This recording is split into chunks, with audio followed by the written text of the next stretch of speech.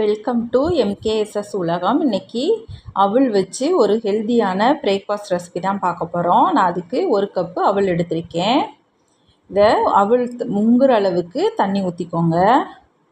ஊற்றிட்டு இதை லேசாக அலசிட்டு நம்ம தண்ணியை வடிச்சுக்க போகிறோம். இது ரொம்ப நேரம் ஊறணும்னு அவசியம் இல்லை. நம்ம தண்ணி ஊற்றி அலசி வடிக்கிற டைமே போதும். இப்போ தண்ணியை நல்லா வடிச்சிட்டிங்கன்னா நல்லா பொலப்பொலன்னு உதிரி உதிரியாக வந்துடும். இது நான் எடுத்துருக்கிறது கைக்குத்தல் அவல்.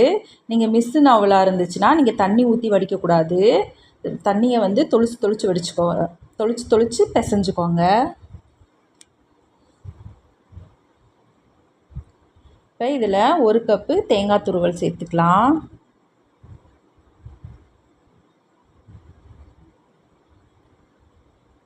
இதில் நாட்டு சர்க்கரை சேர்த்துக்கிறேன். உங்கள் இனிப்பு டேஸ்ட்டுக்கு ஏற்ற மாதிரி நீங்கள் சேர்த்துக்கோங்க. இதுக்கு பதிலாக நீங்கள் விருப்பப்பட்ட ஜீனியும் சேர்த்துக்கலாம். நாட்டு சர்க்கரை சேர்த்திங்கன்னா ஹெல்த்தியாக இருக்கும். இப்போ இதை நல்லா கலந்து விட்டுறலாம்.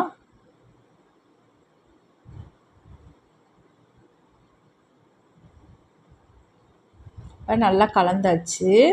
இதை அப்படியே நல்லா அமுக்கி வச்சிடலாம். அப்போ தான் நம்ம சர்க்கரை இதெல்லாம் நல்லா கரைஞ்சி வரும். அதுக்காக தான் ஒரு 10 நிமிஷம் இது இப்படியே இருக்கட்டும். இப்போ 10 நிமிஷம் ஆயிடுச்சு. இதை கலந்துக்கலாம்.